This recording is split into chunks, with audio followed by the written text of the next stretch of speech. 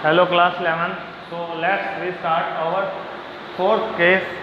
Fourth case पहला अपन ने करा था, पहला केस मैं रिपीट करता हूँ। पहला केस था कि balance as per cash book, debit balance, favourable balance. Second case था balance as per passbook, credit balance, favourable balance. Third case था balance as per cash book, जो डेबिट बैलेंस था, सॉरी क्रेडिट बैलेंस था, unfavourable balance था। अब balance as पर क्या होगा, पासबुक होगा, बट कौन सा बैलेंस होगा, डेबिट होगा। तो एक फोर्थ केस अपना बैलेंस एज पर पासबुक लिख सकते हो, बैंक स्टेटमेंट लिख सकते हो, एक ही बात है। बैलेंस एज पर पासबुक, जिसका अपन ब्रैकेट में लिख देते हैं डेबिट बैलेंस। डेबिट बैलेंस मतलब क्या होता है, अनफेवरेबल बैलेंस। क्या होता है, अनफेवरेबल बैलेंस। ठीक है, तो अनफेवरेबल बैलेंस का मतलब वही सब कुछ अपोजिट हो जाएगा, क्योंकि फर्स्ट टाइम अपन ने जो केस किए थे इसका सेकंड अपन ने जो केस किया था वो अपना जो माइंड कहता था वो करते थे, अब अपोजिट कर देंगे। अपोजिट में क्या होगा, पहले तो ऊपर लिखना पड़ेगा बैलेंस एज पर पासबुक, जो भी अपना बैलेंस अपने पास होगा। तो यहाँ पर स्टार्टिंग में ऊपर लिख दोगे balance as per passbook debit balance, या ओवरड्राफ्ट बोल सकते हो। तो ओवरड्राफ्ट एज पर पासबुक लिख सकते हो, है ना। Overdraft as per cash book लिख सकते हो। तो ओवरड्राफ्ट एज पर पासबुक लिख दो, overdraft as per passbook. Passbook का मतलब क्या होगा, अनफेवरेबल बैलेंस है, क्योंकि यहाँ पर ओवरड्राफ्ट आ गया तो डेबिट बैलेंस है। तो डेबिट बैलेंस को अपन को कहाँ लगाना पड़ेगा, यहाँ पर। अब आपके बात आई फोर्थ था, तो यहाँ पर ऐड आइटम आएगी और यहाँ लेस आइटम आएगी।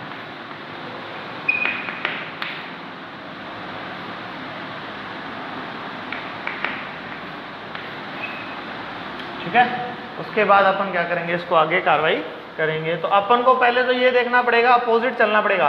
पहले जो अपना दिमाग कहता था ना कि सर प्लस करना चाहिए इसको, सर माइनस करना चाहिए, तो अब अपना दिमाग को उल्टा लेके जाना है, क्योंकि यहाँ पर हमारे पास कौन सा बैलेंस आ गया, अपोजिट बैलेंस आ गया, अनफेवरेबल बैलेंस आ गया, डेबिट बैलेंस आ गया। तो अपन को क्या करना पड़ेगा, अब अपोजिट लेके जाना पड़ेगा। जैसे अपन ने फर्स्ट टू जो केस करे थे वो तो नॉर्मल थे।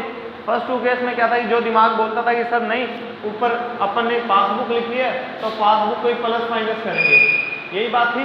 तो आप पासबुक को प्लस माइनस कर देते थे, जिसको मतलब जो ऊपर हेडिंग लिखी थी उसको अपन प्लस माइनस करते थे, और अपना दिमाग कहता नहीं सर ये प्लस कर दो, इसको माइनस कर दो, अपन कर देते। अब जो अपना दिमाग कहता था उसका क्या करेंगे, अपोजिट कर देंगे। क्या कर देंगे, अपोजिट। अगर अपना माइंड प्लस बोलता था कि सर प्लस करेंगे, तो अपन क्या कर देंगे, माइनस। अगर माइनस बोलता तो क्या करेंगे, प्लस। जैसे अपन कोई एग्जांपल ले लेते हैं, कोई कंडीशंस ले लेते हैं, वही फर्स्ट कंडीशन आप एक कॉमन ले लेते हैं ताकि आपको cheque issued but not presented for payment. तो यहाँ इसको समझने के लिए cheque issued but not presented for payment, cheque issued but not presented for payment।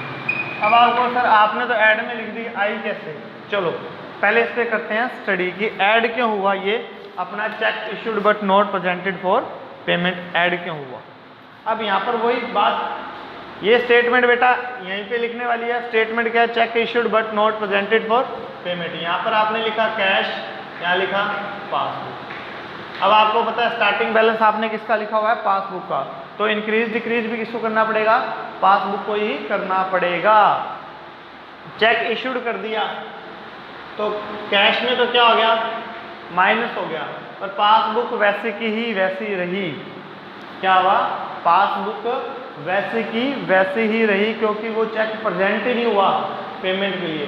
क्योंकि जब मैंने चेक इशूड करा तो कैश बुक में तो क्या कर दिया था, माइनस कर दिया था। जैसे ही मैंने चेक इशूड करा, मैंने कहा अब तो पैसे गए, प्रेजेंट हो जाएगा पेमेंट के लिए, तो अपन कैश बुक में माइनस कर देते हैं, बट वो प्रेजेंट ही नहीं हुआ। तो कैश बुक का बैलेंस तो हो गया कम, पासबुक का वैसे रहा। तो आप किसको छेड़ सकते हो, दोनों में हक किसका है, स्टार्टिंग बैलेंस पासबुक का है तो पासबुक को ही छेड़ना है अपन ने। तो आपको सर पासबुक को भी क्या कर दो, माइनस कर दो। ये तो आपका तब माइंड करेगा जब पॉजिटिव बैलेंस होगा, फेवरेबल बैलेंस होगा कि सर इसको भी क्या कर दो, माइनस कर दो। अब आपका दिमाग क्या बोल रहा है, सर इसको माइनस कर दो, बट यहाँ पर अपना ओवरड्राफ्ट है, तो ओवरड्राफ्ट में क्या है, तो अपोजिट हो जाए, तो माइनस की जगह अब इसको क्या करना पड़ेगा, प्लस करना पड़ेगा। तो ये अब ऑटोमेटिक यहाँ पर क्या, इसको प्लस करना पड़ेगा, ऑटोमेटिक यहाँ पर अमाउंट प्लस किया गया। क्लियर? कहने का मतलब जब ओवरड्राफ्ट आ जाए, cheque as per the cash book आ जाए, as per the bank statement का आ जाए, तो जो हमारा माइंड बोलता था उसको अपोजिट कर देना।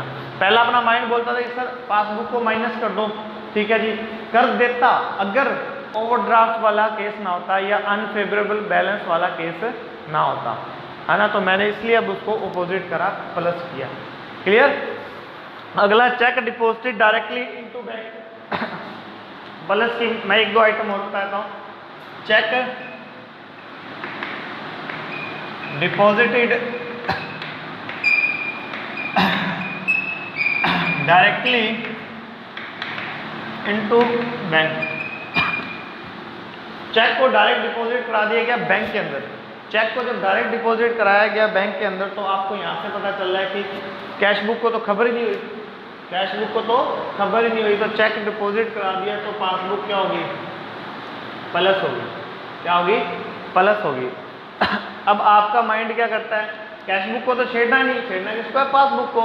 आपका दिमाग कहता है सर पासबुक प्लस होगी, कैश बुक को तो पता ही नहीं चला क्योंकि चेक डिपॉजिट हो गया, डायरेक्टली बैंक में हो गया, कैश बुक को खबर ही नहीं है।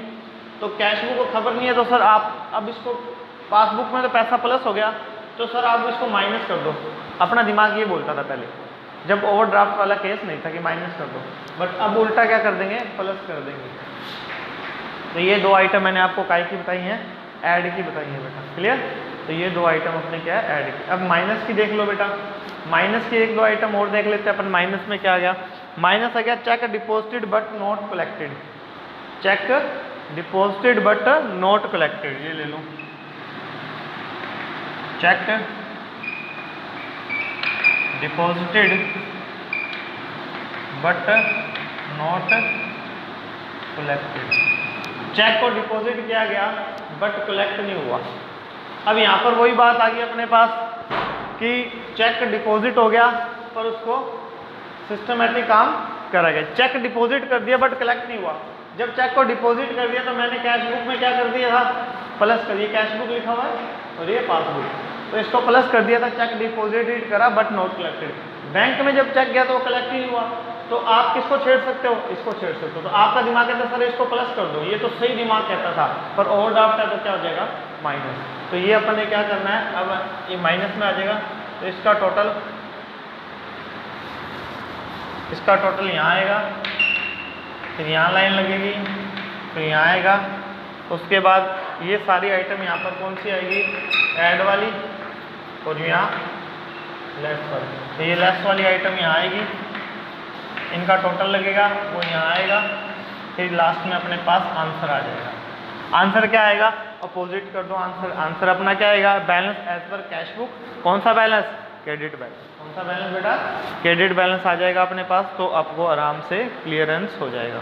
तो ध्यान रखना बेटा, लास्ट में आंसर अपना ये फाइनल आंसर होगा, ठीक है। इसमें अगर आपको फोर्थ केस हो गया, चैप्टर अपना कंप्लीट हो चुका है, अगर कोई भी डाउट हो तो मेरे से क्लियर कर लेना। मैं आपको दोबारा रिपीट कर देता हूँ एक बार आपके लिए कि बैलेंस एज पर पासबुक है, तो चलो पासबुक है पर डेबिट बैलेंस क्या होता है, अनफेवरेबल होता है।